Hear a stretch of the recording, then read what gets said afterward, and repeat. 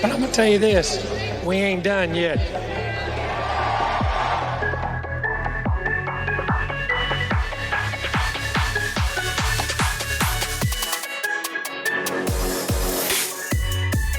Howdy and welcome back to the Ineligibles podcast. I am Will Stone and he is Chase.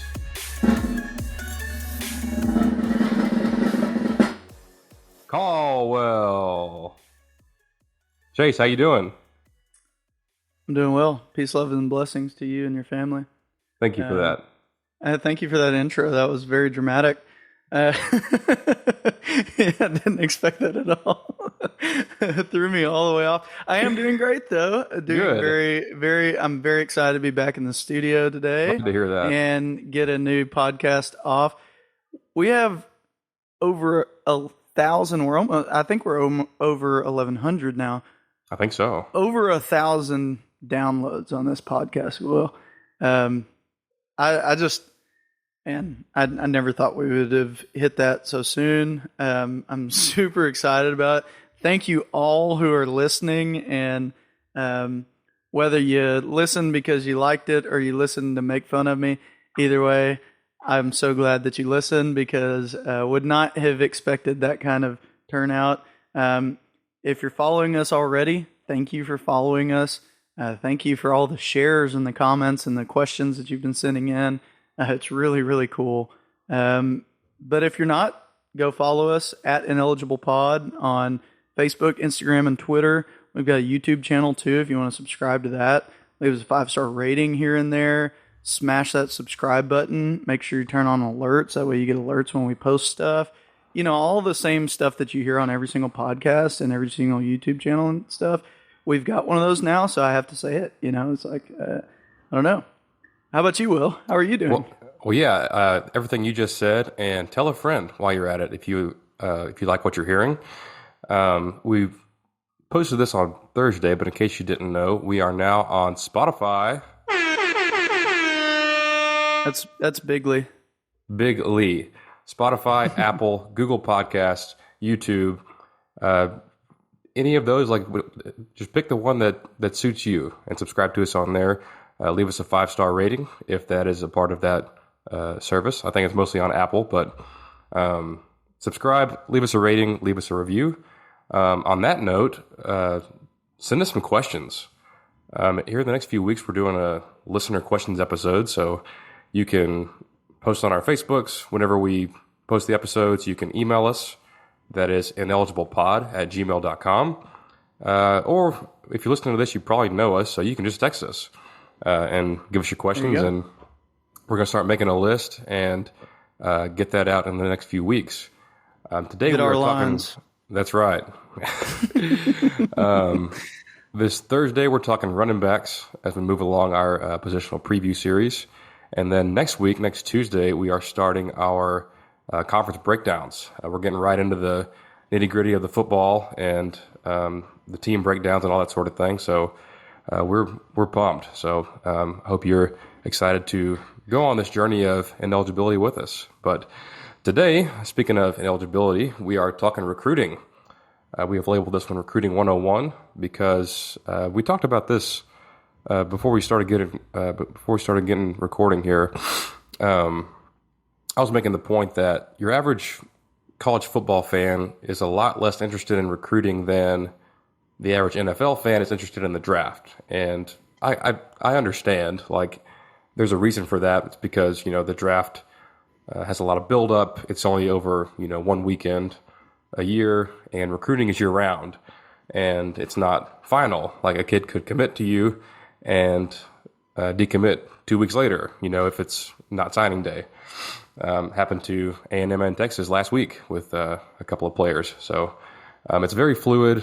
I guess some folks don't want to follow every move of a high schooler's decision-making process, and that's fine. It can be hard on you sometimes.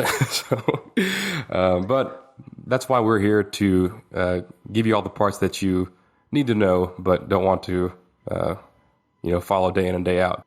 Yeah. We've got a good little amount here that I think a lot of my talking points that I brought to this episode really kind of came from questions I've heard from people, which is really cool, and just comments in general.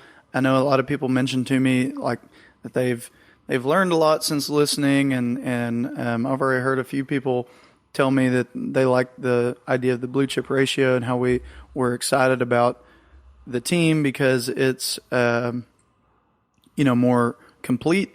And it became something that I was like, well, I want to get more into that. Like I want to dive a little bit deeper because these people that are saying that I have taught them or we have taught them through talking about this, I know because I've listened to the episodes like 3 or 4 times.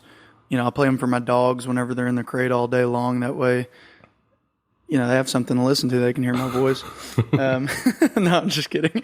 But I know that we haven't really explained a whole lot of it, and I feel like this one will be a very informative episode for those who are wanting to learn more about college football, especially recruiting, because I think we have a lot of good talking points here that are really explanatory. So, I think right out of the gate, Will, we wanted to kind of go over scholarship limits and all of that. How would you start that off? Like, tell us about the history, I guess, of scholarship limits, where they came from. I guess let's lay the groundwork here and give people a good backdrop of how we got here. I guess kind of like we did in our playoff segment. This will be a lot shorter than that explanation was, but back in the day of the Wild Wild West, you could sign however many players you wanted to. You could.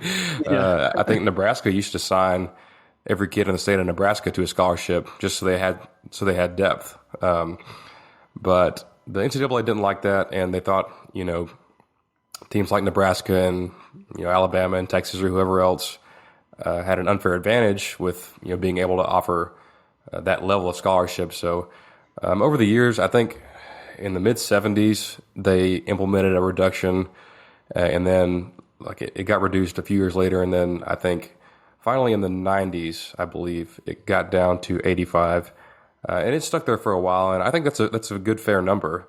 I think it irks me when people want to try to achieve parity by reducing scholarships even further. All that does is just take an education or an opportunity away from 1,000 kids who would have gotten scholarships, right? And Alabama is still going to get the best players. So reducing scholarships is not a good way to achieve parity. And I think 85 is good, and I don't see that changing anytime soon.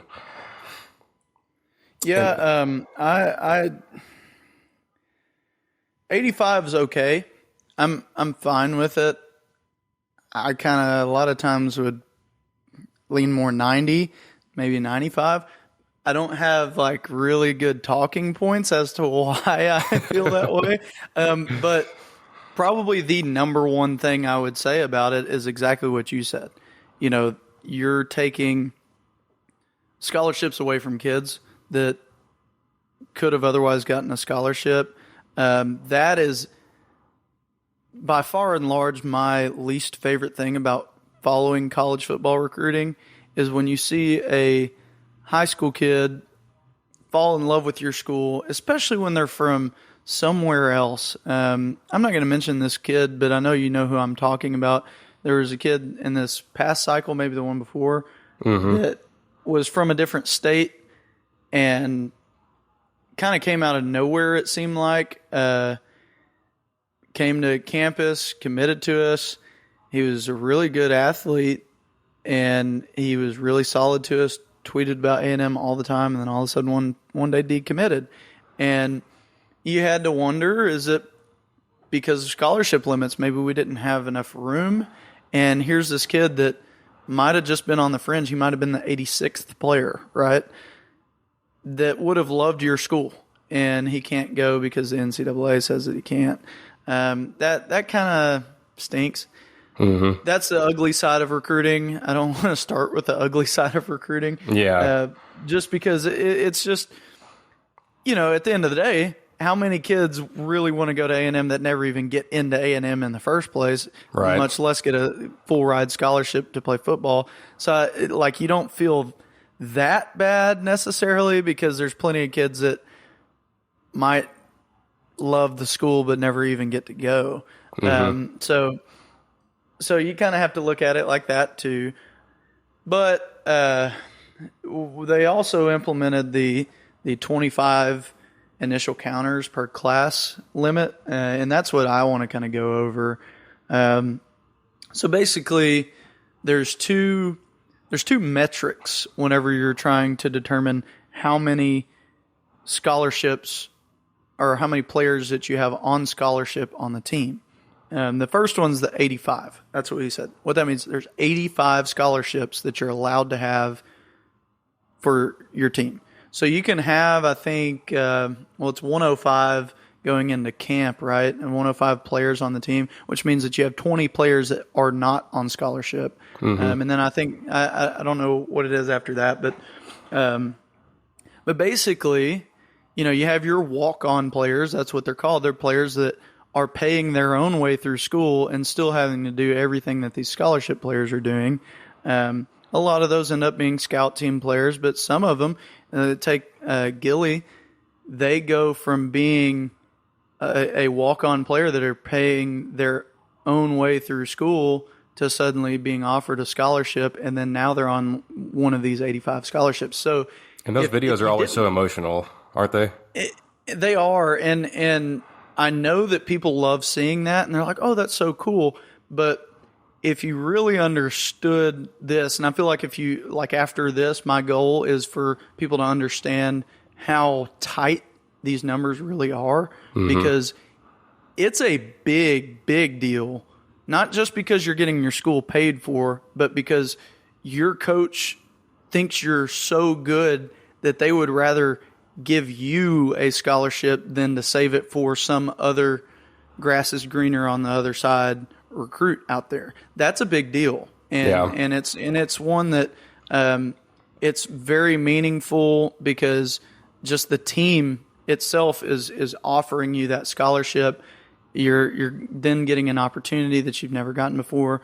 So those are very emotional videos, and they're ones that I want people to understand why. Yeah. So that's the 85. That's over the whole team. So then let's talk about the 25. Do you want to mention that and kind of how that came about? Yeah. So back when I first started following recruiting, after someone's first season at A&M, it was a great success. Johnny Manziel won the Heisman. We went 11-2, won the Cotton Bowl. And recruits were very interested in A&M at that time. And I think it had been a lighter class in the year before. So under the rules back then, A&M signed like 31 players on signing day and just counted 6 of them back to the previous class. You can't do that anymore. They changed it to where instead of, just 25 a year or whatever, like you can move the years around. Now they have this thing called initial counters.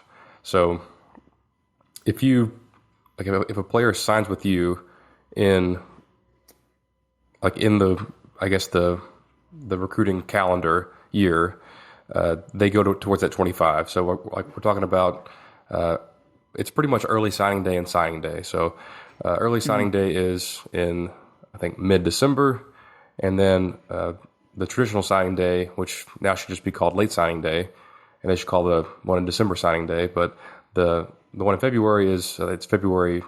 It's always the second Wednesday in February, I believe.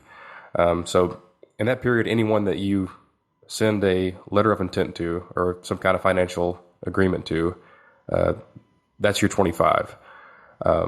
It's a big challenge for coaches to address their needs with that amount of players, and the stuff we're about to get into here in a minute, like that 25 includes JUCOs, it includes grad transfers, regular transfers, basically anyone that becomes a part of your program goes towards that number, and that used to not be the case. Like you could get however many transfers you wanted. It didn't count towards any kind of cap or any kind of number.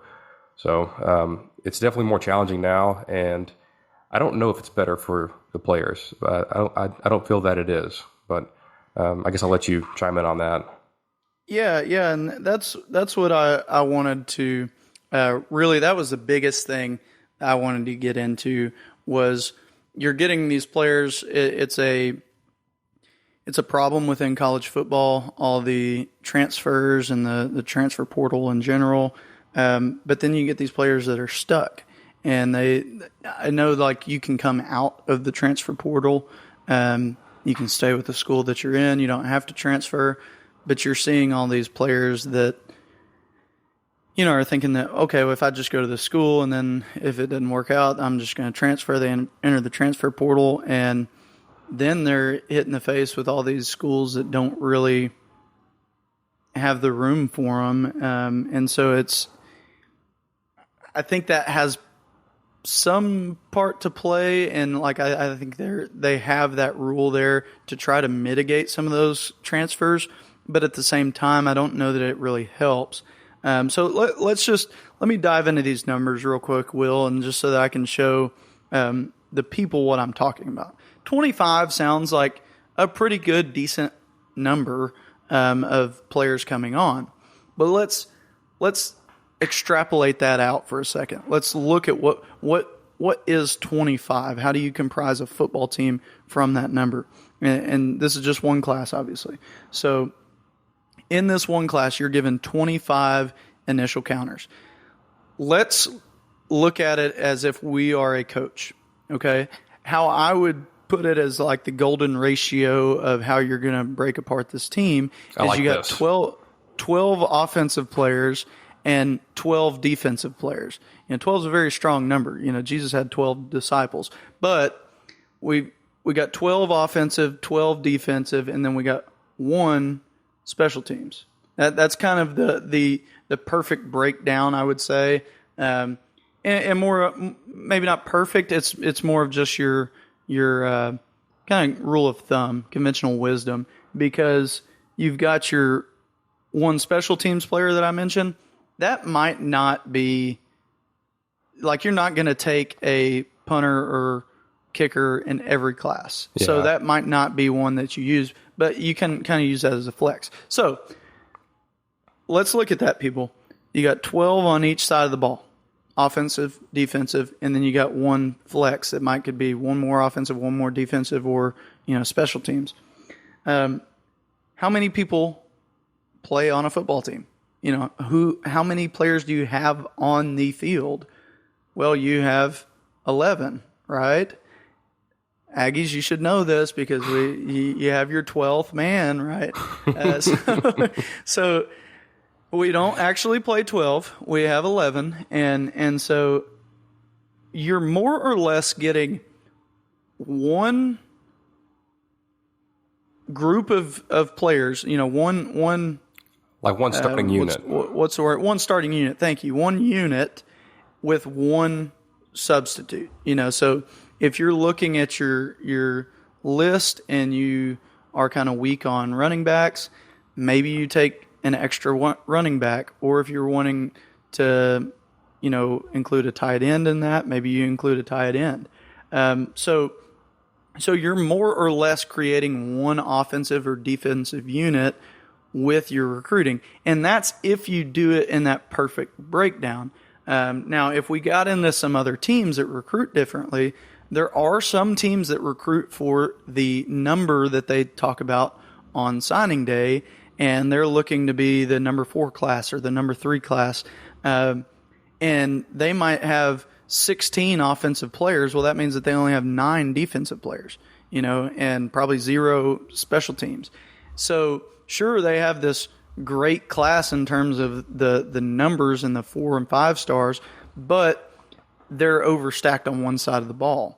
And so this is or even where in one we've position. Exactly. And so that's all well and good when you're talking about, say, offensive or defensive line, right? If I've got 12 places to allocate on the offensive side of the ball, I'm probably going to take 5, maybe 6 offensive linemen.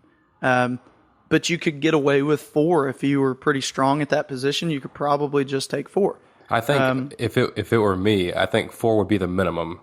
And I've seen years where we take 3, and it always worries me. But like you do have the transfer portal to kind of substitute, or I guess supplement those other classes. But it scares me with linemen to not have enough because exactly. Yeah. But what the point I was trying to make, though, is like that's all well and good on offensive line, defensive line, defensive backs, even wide receivers, where you're recruiting at least a few players at that position each year. But if you're recruiting quarterback or tight end or sometimes linebacker, you might only take 1 in that class because you don't have room for 3 quarterbacks. Because you just don't have the room. If you're taking quarterbacks, you're taking less offensive linemen or whatever. You have to take that scholarship from somewhere else. And so you run a risk when you're doing that of putting all your eggs in this one basket, in 2 different ways. Number one, this kid commits to you a year before signing day. Now you got to hold on to him for a full year. And if he backs out on you right before signing day, now you got to go find you a new quarterback, and they're probably all off the market at this point. So that you run that risk, of course. But then you also run the risk of he comes out and he's a dud. Well, you recruited him at that position, and he was the only one in his class. And so that causes issues too, and that's where I was talking about.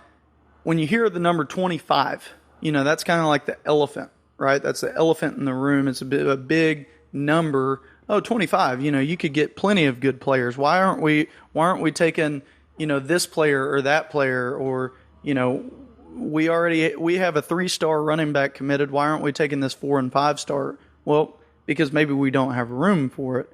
And this is why, when you break those numbers down and you eat that elephant one bite at a time, you realize that you only have a few spots here and there. You don't have 25 that you could just give to whoever you really like. And it can be problematic at some positions because you see kids that are really in tune with one school that would probably help your school, give it depth, but you don't end up taking them because maybe you're full up at that position, and so I think one point that I want to make is even if you sign the blue chips and you think you've done a good job evaluating and things like that, and you end up in the top 5, sometimes you just get unlucky. I talked about that 2013 class under Sumlin a few minutes ago. They signed 31 players. I think it finished at 5th in the rankings, in the national rankings, and I think maybe 3 people from that class ended up being contributors. There were troublemakers. We won't get into that. That got kicked off the team or put in jail. There were guys that got injured and were never the same player, and some guys that were just bad evaluations that the coaches believed in and just didn't pan out. I mean, sometimes it happens, and it just happened to all happen. All 3 of those things happened in that one class, and it turned into a huge bust. So you have to be very diligent in your recruiting, and not just your recruiting of the talent, but your recruiting of the character of the kid. Yeah. Yeah, and that's character's a big part of it too, that we'll definitely get into. And part of that's because you have this one guy, maybe 1 or 2 or 3 guys at the position, depends on what position he's in. You want to know that he's committed, truly committed to you, and really isn't going to just jump ship whenever his buddy that he plays 7-on-7 with doesn't commit as well. You know what I mean? So it's, or gets kind of tired of not being top of the world where he's getting 1,000 retweets and decides that he wants to do something just for fun, Right. You're talking about high school kids.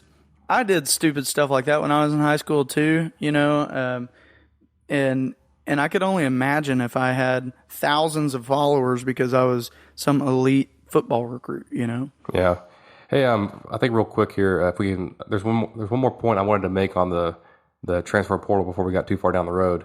Yeah. So I think we mentioned on the last episode that the NCAA recently implemented where any player can transfer one time for free. Like, but for free, I mean you don't have to sit out like you used to. You can, like used to, you would have to either be a graduate transfer, like you have your undergraduate degree from whatever school you had been with, and you could go wherever you wanted to, except for, I think in the SEC, they weren't keen on letting people transfer like intra-conference and things like that. I think there was like an additional year that they would make you sit out. But anyway, now it's basically a free-for-all. And there's this thing called the portal, the transfer portal, which is a very hot topic in the college football world. So the way the portal works is a kid can choose to put his name in the portal. That doesn't mean that he's leaving for sure. It just means that he's signaling to other coaches that they can contact him and not be hit with like a tampering charge, by the NCAA. But when the when the player puts their name in that portal, the school is at liberty to pull their scholarship entirely. So if the kid, tested the waters a little bit and tried to come back, he won't always be able to. Like, it may be a instance where like the coach is like, hey, like, you wanted to leave, we found another player and we don't have a spot for you, so we're sorry. And I think a compounding issue of the 25 initial counter rule is you're about to let kids, move freely for like a one-time freebie, but you're not going to lessen that 25 cap. Like, I feel like it's like teams won't be able to keep up, and teams won't be able to bring in those transfers. Like, there's already been articles on kids going into the portal and never coming out. Like, they just don't play football again because there's nowhere for them to go. Yeah, that's exactly what I was going to get to. And I'm glad that you circled back and did it, because I probably would have forgotten, and then I would have been really mad whenever I was listening to the podcast later. But that's precisely the issue I have with it is, okay, if we're going to do this transfer portal thing and we have this initial counters, like, don't do the initial counters and the 85. Yeah. And the 85 I didn't really go into, but it's the same concept. Just use a different measure. It's no longer 25 that you're taking, it's 85. So with that, I would put, the good spread, to be somewhere around 41 offensive players, 41 defensive players, and 3 special teams players on your team that are on scholarship. Yeah. This isn't counting walk-ons. A lot of teams will save those special teams, or what I consider 3 scholarship special team players. A lot of teams will try to get walk-ons at those positions. And I mean more smaller schools a lot of times, but some of the bigger ones do it too. Oh, yeah. But you really, 41 players at either position, you're only talking about, or at either side of the ball, you're only talking about almost 4 complete units. And that's including the players that you want to sit out, for a year so that they can redshirt. That's including players that are injured. That's that's a hard number. Yeah. In that regard. But that being said, you got to have that limit somewhere, and so I wouldn't go. Like I said, I don't have talking points to explain why I would like for that to be a little bit bigger. Yeah. I would like it to be a little bit bigger just because, I guess I do. I lied. I'm looking at coaches that are coming in on a first year that might have come into a really bad position where players want to transfer out, or maybe they're it guts this whole team because they were with this other coach and this new coach comes in. Like Tennessee? Yeah, exactly. And so you're handcuffing this coach, but he can't dip into that transfer portal and take 40 players, that are all, to refill that 85. He just has to go without. Well, And, then, like, on and that that's note, not really fair. yeah, like on that note, like he wants to be able to compete right away. Like his veterans all just left, and then is he going to bring in 25 high school kids, or is he going to bring in 10 high school kids and 15 transfers? Yeah, and you can't. Yeah, that's a bad position to put a new coach in, especially in the era of college football where you're only given like 2.5 years to win, and if by half of your third year you haven't won the national championship, especially at the job I just mentioned at Tennessee, it's a pressure cooker up there. So, the blue bloods have it the worst. Yeah, Tennessee, Texas, you got Florida that's been like that for years. All these USC. That's a tough spot because you have these teams are used to being traditionally good that haven't been in recent years, and so they want it back immediately, and they don't want to wait for it. But they're not looking at this part of the coin. They're not looking at, hey, the sport of college football is handcuffing this coach to where he can't be successful that quickly like they did in years past, because they can't just go get 40 players, or 25 players that are, at one position or whatever. Like, they can't just refill their team where they need it.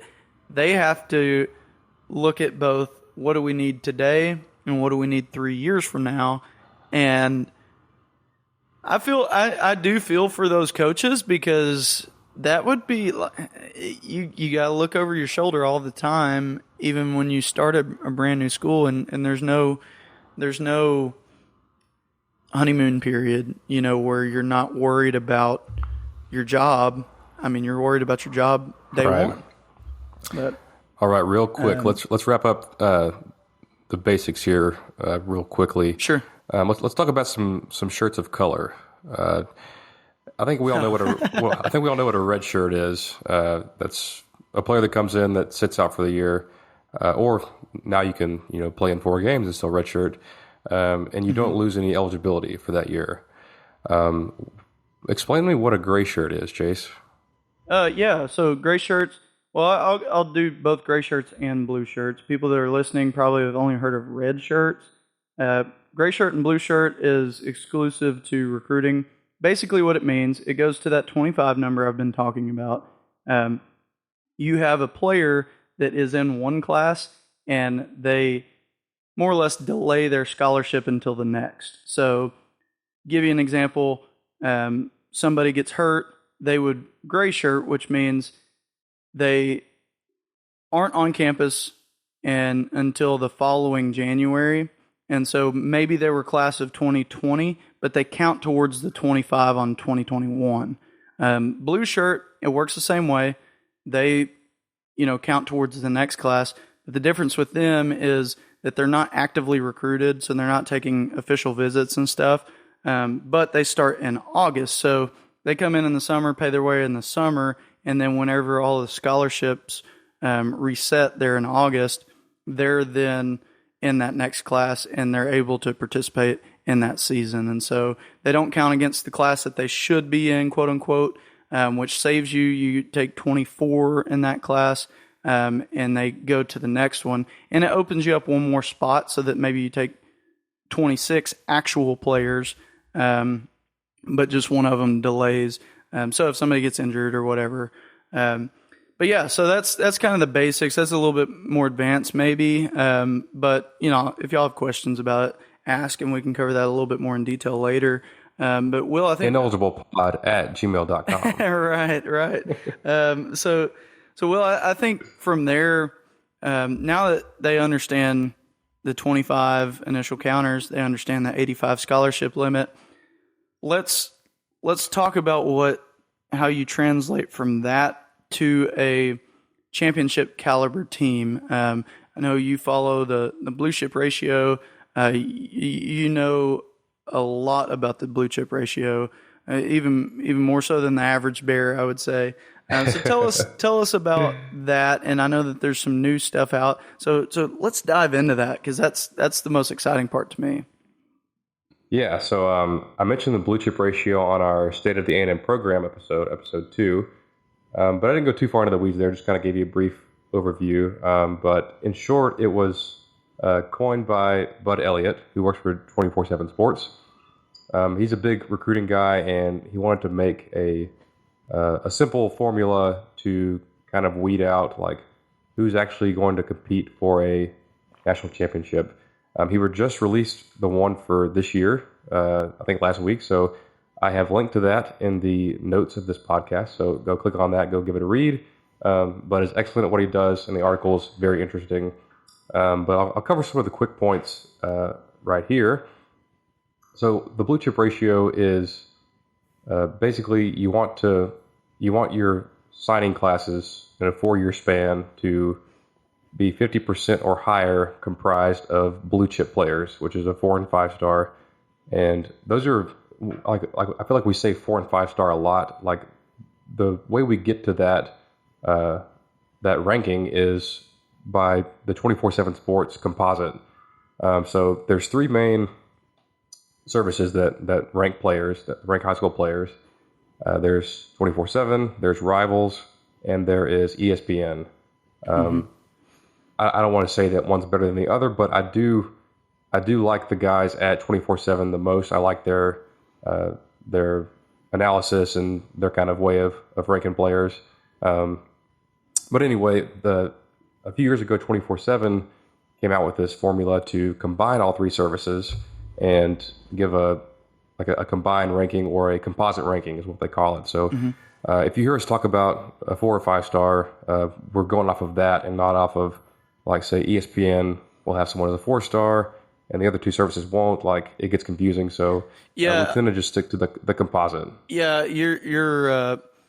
I agree with you. I think 247, generally speaking, has a better ranking system, but they're not always perfect either. It might be that the Rivals guy in a specific region is better at ranking a player than the 247 guy in that region. And so that's what's good about the composite is it takes, all these 3 different services, and it kind of gives you the average to where you can really compare them closer to being 1-to-1.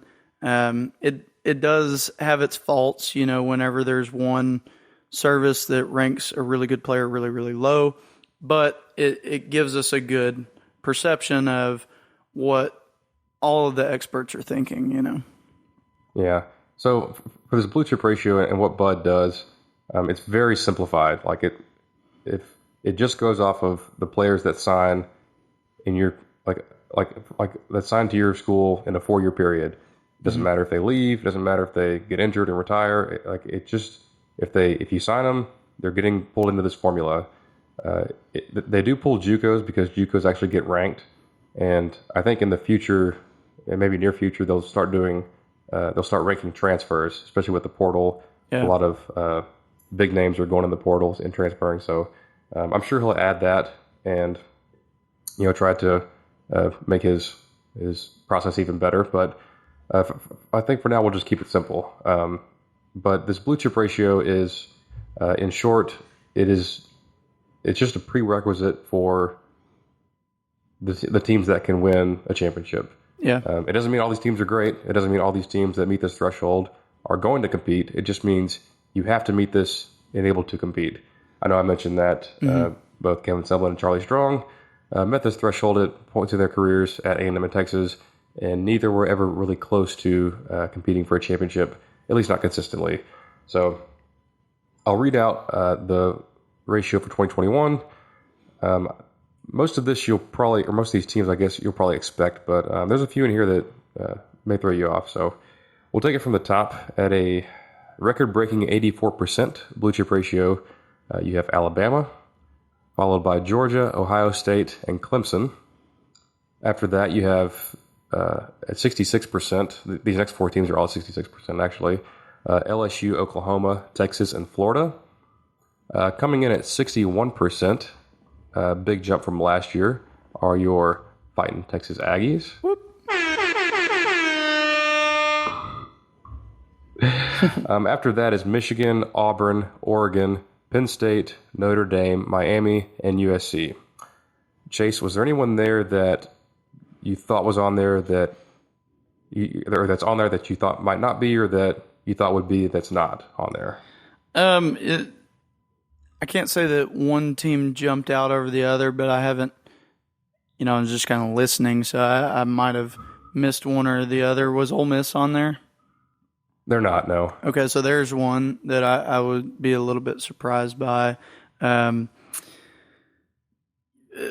biggest thing that did jump out to me, though, it's not an individualized team. It's more of the conference to conference. You notice that some of the conferences have a few teams on there, being like Ohio State and Michigan, and then Texas and OU.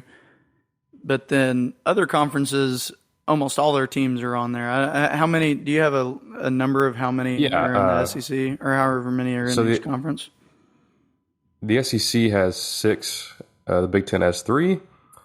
Big 12 has 2. Pac-12 2. ACC 2, and Notre Dame. Yeah. So there you go, right there. That is the number one thing to me when you're talking about conferences. Right. I understand if you're a fan of Texas, if you're a fan of Ohio State, if you're a fan of Oregon, if you're a fan of these teams that are good teams, they're on this list because they're good teams. You want that recognition, and by proxy, you therefore say, well, our conference is really good too. I've heard Big 12 people tell me that the Big 12 is the best conference there is, and that's just no, it's not, because of this number right here. You have these the SEC from this formula is by far and large the hardest conference to play in, and that's because you have more teams on this list, and thereby more teams that are harder to play. That have better talent, and eventually we'll have more NFL draft picks. Yeah, well, and that's what's important. Don't twist my words. I'm not saying if your team is on this list, that means they are a good team. By and large, recruiting-wise, they are a good team. But you don't see some of the teams that you're playing on that list. I'm surprised Ole Miss isn't on that list, but it makes sense, if you look at the past couple years, Ole Miss. But when you look conference to conference, when almost half of the SEC is on that list, and the next closest is 3 teams? Did you say 3 teams in the Big Ten? 3 Big Ten, yeah. 3 in the Big Ten, and not even close to half of the conference. So Rutgers, yeah, they're not as good as Auburn, in this metric. And so this is the biggest key factor whenever we're talking about conference to conference. Whenever I'm looking to say SEC is the hardest conference to play in, this is why. I'm not saying that because my team plays in the SEC and therefore I want them to feel validated. I'm saying it because these teams are really good teams on paper, and so yeah.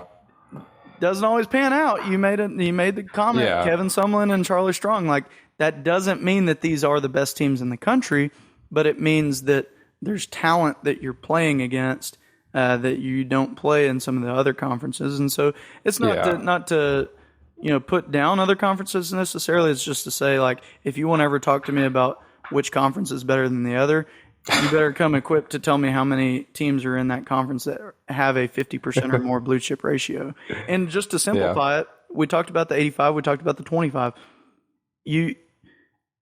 43 of your 85 players or more need to be 4- and 5-star players to be on this list. 43, that's half of your team. More than half of your team, I mean. And in the same, if you're looking just recruiting classes, which this metric isn't just for recruiting classes, but you're saying 13 of your 25 initial counters would be that. So let's talk about that, because there's, I think in this current class we counted earlier, there's 362 total blue chip players. So if Right. you're talking how many teams are going to take 13 of those players, you don't have just a tremendous number of teams that would be able to take 13, especially when you got Alabama taking 20. Well, actually, I've got something on that note. Do you? He does mention in here that the teams at the top are starting to pull in more and more of a share of the top players. I think I mentioned this in our episode about the playoff, that there's a lack of parity in college football, in general. And just to flesh this out a little bit, in 2014, there was no team above a 75% blue chip ratio. Right now, there's 3. There's Alabama at 84, Georgia at 80, and Ohio State at 79. And Alabama, he writes, if they didn't have to take specialists like kickers and punters, they'd be over 90. Like, it's absurd what they're doing. And I don't know. I talked in the playoff episode. I hope that helps. I hope that. I think another thing is the places that they're getting kids from, like Texas and Florida. Those schools need to step up. A&M needs to step up and keep some of those guys in state. Florida and Florida State and Miami need to step up and keep those guys in state. If they want to keep Nick Saban and the Crimson Tide from just dominating the sport for the foreseeable future. Sure. Hey, Will, real quick, read me off the SEC teams once again. Okay. Alabama, Georgia, LSU, Florida, Texas, and Auburn. Sorry, Texas A&M and Auburn. Okay, so this is where, when we get into the season, you're going to have people arguing about, which team is better and yada yada, because they beat who the AP thought was the number 4 team in the nation or whatever.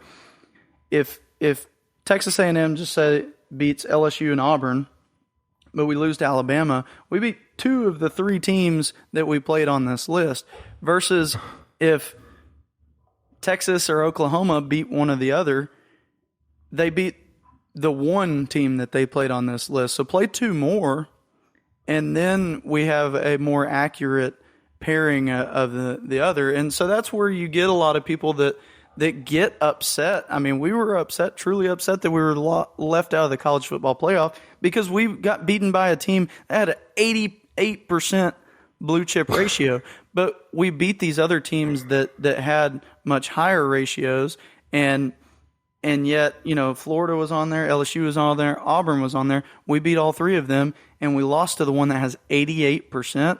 Well, we beat these other 3. It's not out of the realm of possibility that we could have beat some of these others, like maybe Notre Dame, maybe even Ohio State or whatever. But we got left out because of a team like Notre Dame, who played and beat Clemson, who both of them are on this list. But did they play anybody else that's on that list? I don't know.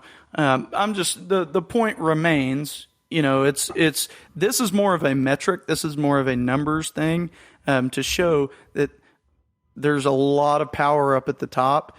And it's not just us saying, oh, well, Alabama's really good. Just give us a break because we lost to them. No, they're insanely good. They're taking 88% of their. I mean, that's just insane. It's something that needs to be fixed in terms of parity. But at the same time, as a college football fan, if we go in and beat Alabama and we're truly the underdog because they have so many more high-profile players, that's even more exciting. So it kind of brings in excitement to those games, but it makes it to where your smaller teams aren't doing as well, and maybe teams in other conferences aren't doing as well on recruiting because Alabama's coming in and poaching them. And that was one point that I wanted to make, and I think we can get to. I want to hear what else you have to say about the blue chip ratio, but wanted to talk about the states and how they recruit, Well, yeah, that's actually a great segue.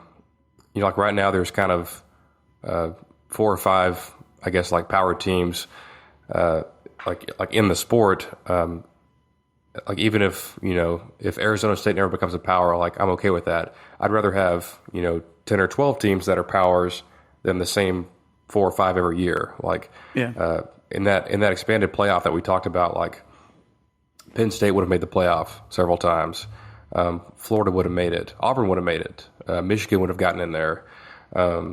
These teams, they recruit well, as you can see, but they just don't have enough to sell to these high level recruits to really take that next step. Like right now, there's a big drop off. There's Bama, Georgia, Ohio State, all at 79% or above, and then Clemson is the next highest. But after that, everyone else is just kind of in that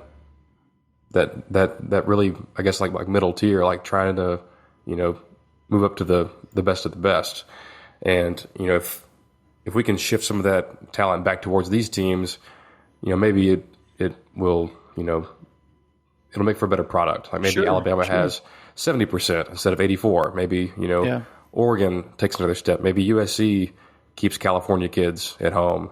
Maybe Florida State, who's not even on this list, like they might make it next year with a good class, but they've really fallen off since Jimbo left. So, and there's a ton of talent in that state that has been going elsewhere. So well, and Texas A&M too. Like there's studs from our state that go to Alabama. Like we need to keep those guys home as much as we can. Well, that's the point that I wanted to touch on, right? Because I agree, and I do think that we should keep as many Texas kids at home as we can.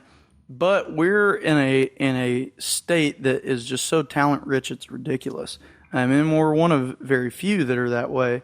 But in the 2022 class, the upcoming class, there are 50 blue chip players in the state of Texas. 50. So that means if we wanted to keep all of those recruits at Texas A&M and Texas, if we just wanted to keep them all in those two schools and keep them in state in the two flagship programs in the state,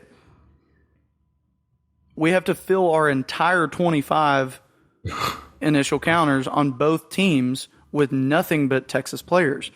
That's not realistic. So it's not out of the realm. It's really, we're not in a state where we have to keep every single talent. And that's where, so let me just break down a few of these numbers. Texas, we have 50.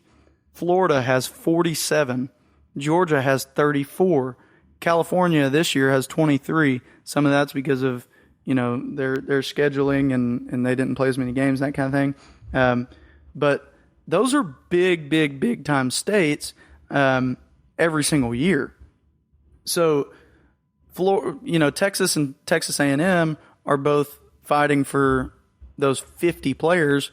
But even if we both took 25 players, we're then taking every person in Texas.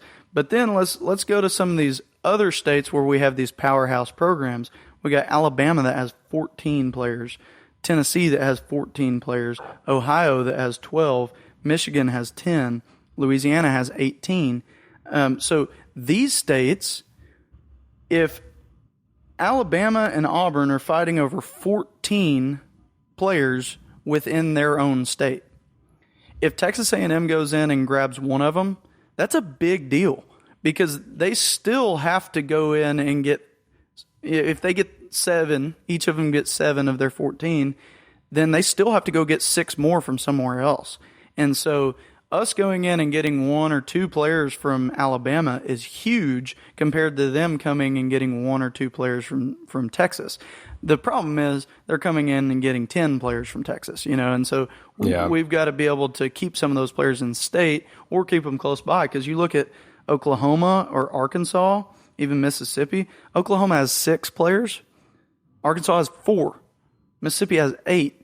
So you're talking very, very small numbers of players that if we go in and get, a 4 or 5 star player from Arkansas, we got 25% of their blue chip players came to us. If they come and get one of ours, they got 2% of our blue chip players. That's a big dramatic difference. So I agree, we do need to keep them in state, but at the end of the day, we're not in a state where we have to freak out if one of our players goes elsewhere.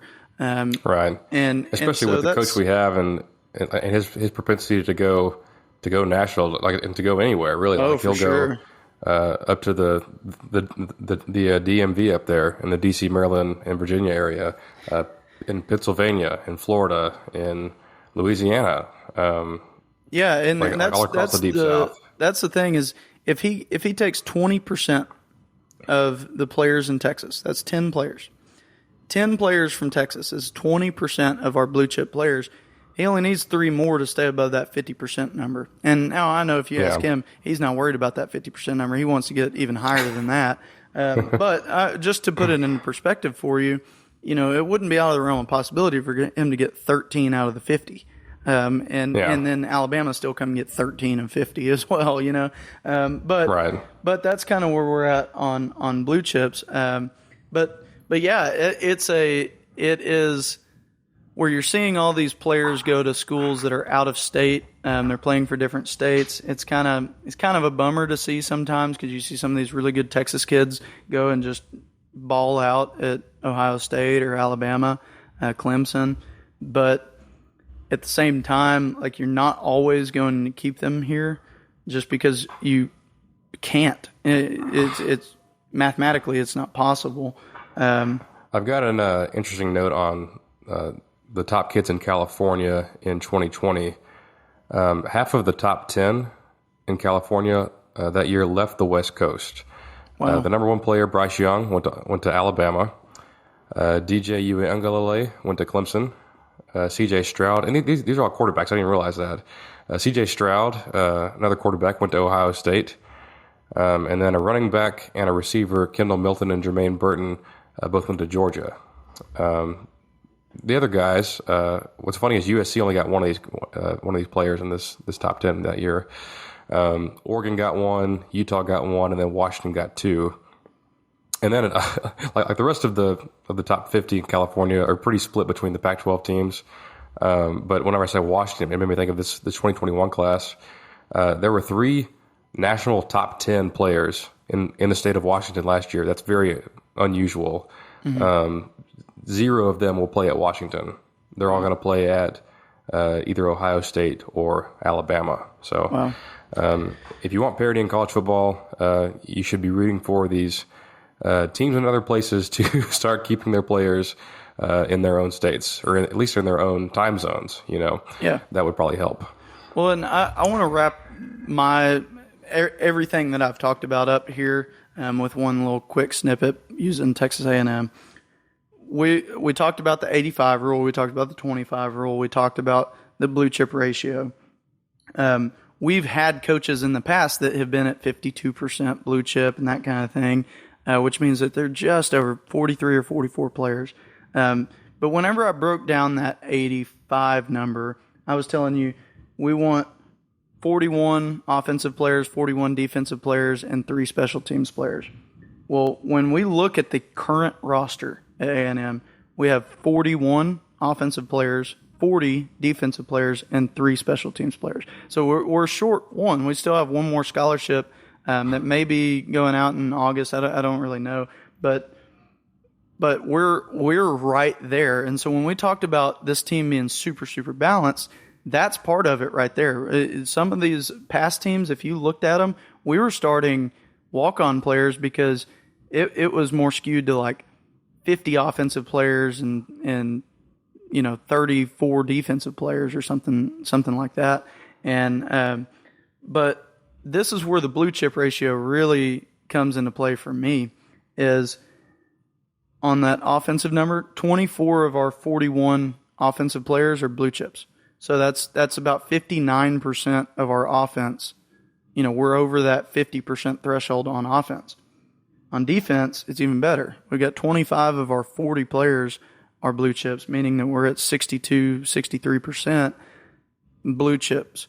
So we're over that threshold all across our team. That hasn't happened before. That's where we're saying this is a very, very complete team. Because some of the best teams that we've had in our history at A&M have been over that 50% threshold, but it came because 60% of our offensive players were 5 stars and 40% of our defensive players were 5 stars. And so it just netted out to a 50% number. But this Right. is across the board. And if you look position to position, it's almost, I think it's just about every single position is over 50%. That's where it is really, really, really cool for me. Yeah, and to make it even better, I said earlier that we are at 61% blue chip ratio as a team. I would expect that to climb quite a bit higher in the coming years. So definitely not going to top out at 61, probably going to surge into the 70s before too long. That's going to wrap it up for Recruiting 101 and Blue Chip Ratio Talk. Like I said, I linked that article in the show notes, so go check it out, give it a read. Very insightful stuff. Anything Bud Elliot puts out is worth reading. That'll wrap it up for us. I said earlier to send your questions to us, ineligiblepod@gmail.com, or just text us, or hit us up on Facebook, or whatever, your preferred method of communication. Yeah, Instagram, Twitter, whatever. Yeah. If you're not already, follow our accounts at ineligiblepod on Facebook, Twitter, and Instagram. And we're talking running backs on Thursday, so very much looking forward to that. And we'll talk to you then. Bye, guys. Thanks, guys. Love y'all.